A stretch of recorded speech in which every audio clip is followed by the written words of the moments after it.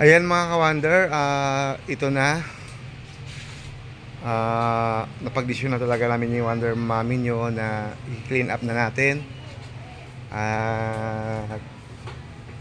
Goodbye for now. No more an Consumer Goods Trading. Ayan. At ito na po yung laman ng ating grocery. Wala na siyang laman. O, diba? Ayun. Siguro masasabi ko mga ka-wonder, ano lang, tuloy lang. Tuloy lang tayo sa buhay. Siguro kung mayroong magko-close, may magbubukas. Ganun lang yon. Kung may mawawala, may darating. Ayan. Okay, ito na po yung itsura ng Nomer and Consumer Goods Trading. May mga ilan pa lamang natitira.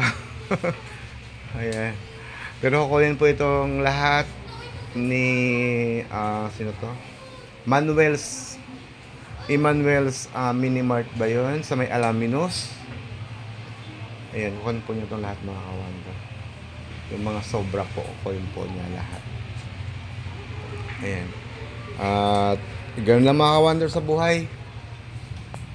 Pag may mga pagsubok, okay lang yan.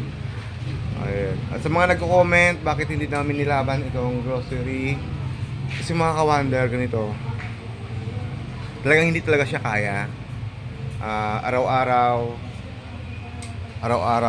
talaga nagbabawas yung ating grocery. Nagbabawas talaga siya.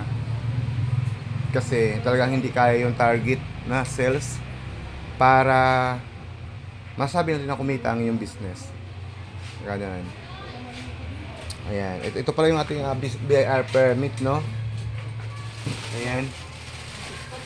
BIR permit. Bali, i-close ko na lang.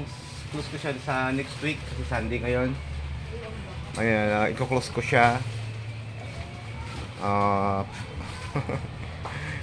Kaya mga kawanan, pag nag-open ng negosyo talaga, kung may proper open, may proper closure din. Ayan, hindi pwedeng basta-basta ka lang ayaw paninda, ayaw magtinda na. Talagang mo siya, i-close mo sa BIR din. Ayan. Wala Simula nag-start kami, nag-grand opening tayo hanggang sa ngayon. Talagang hindi talaga kumita ang ating business. Wala talaga siyang kita. Araw-araw nagbabawas. Nagbabawas kami araw-araw ng magkano sa OPA, sabihin 300, kuryente, sabihin 50, parang 350 na. Tapos bayad sa nagtitinda, 400, parang 750. Ayun, nagbabawas po tayo ng estimated 750 to 800 araw-araw.